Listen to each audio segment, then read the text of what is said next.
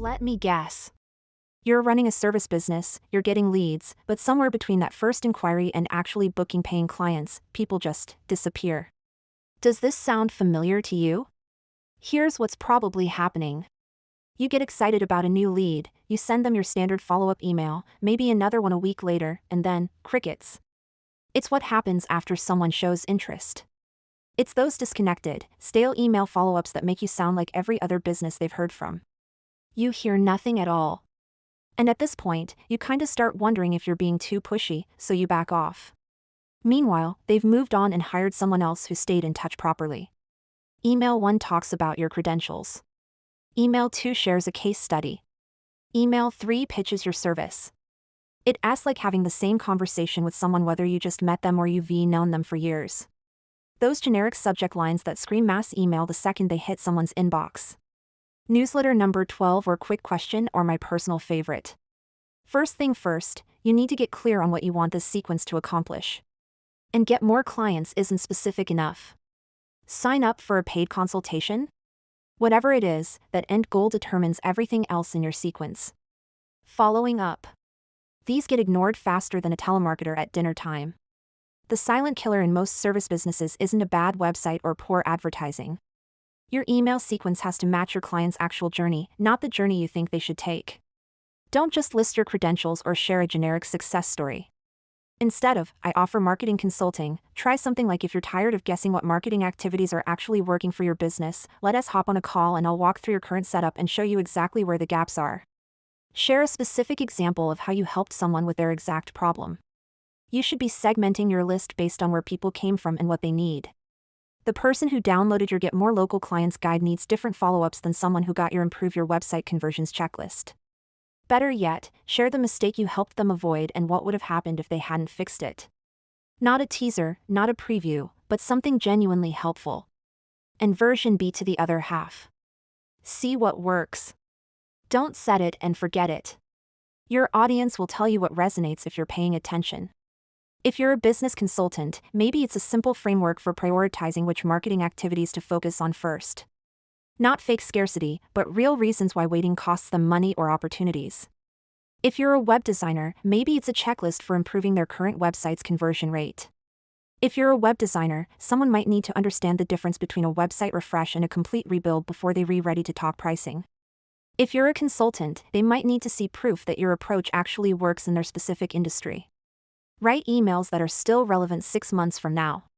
It saves you from constantly updating your sequences, and it means new subscribers get the same high-quality experience as the ones who signed up last year. Think of it like this: intro, value, proof, offer, reminder. This isn't about you, it's about them. Acknowledge what brought them to your list and set expectations for what's coming. Something like, thanks for downloading the marketing audit checklist. Over the next week, I'm going to share the 3 biggest mistakes I see service businesses make with their marketing, and more importantly, how to fix them quickly. Today, I'm going to show you how to build email sequences that feel personal, natural, and actually move people to take action. Not the default outdated stuff everyone else is doing, but sequences that work for real service businesses dealing with real clients. But before we jump into the how-to, let's talk about why most email sequences fall flat. And I see this mistake constantly with service business owners. They start with what they want to say instead of where their client is in their journey. Think about it. Someone who just downloaded your free guide is in a completely different headspace than someone who has been following you for months and is ready to buy. The biggest problem is that most people build their email sequences backwards. But here's what usually happens. You create one generic sequence that tries to be everything to everyone. I'm not talking about just using someone's first name in the subject line. I'm talking about understanding that the restaurant owner in your list has completely different concerns than the business coach. Yet most service providers send the exact same sequence to everyone. The second killer is personalization, or rather, the lack of it. And then there's the subject line problem. You know what I mean. But here's the part most marketing advice misses entirely. All right, let's build something that actually works. Do you want them to book a strategy call? Reply with questions about their specific situation? Let me walk you through a simple 5-touch sequence that works for most service businesses. Email 1 is your intro. Email 2 delivers value. Share something useful they can implement right away. Email 3 provides proof, but not the way you think. Email 4 makes your offer, but frame it around their needs, not your services. Email 5 is your reminder, but add urgency that makes sense. Now, here's the personalization piece that most people skip. And please, test your subject lines. Send version A to half your list one more thing about content. When it comes to content, it is usually best to make it evergreen whenever you can. The fears that keep you from sending effective follow-ups in the first place. I don't want to bother my clients. I hear this constantly. Here is the truth, it's relevance that drives engagement and not repetition. If your emails solve problems they actually have, they're not bothering anyone. They're being helpful. The key is making sure your content answers the question, why does this help me today? My email list is too small to matter. This is probably the biggest myth in email marketing. I've seen service businesses with lists of 200 people generate more revenue than businesses with lists of 20,000. Why? Because they actually nurture their small list instead of ignoring it while they chase bigger numbers. A small, engaged list beats a large, uninterested list every single time.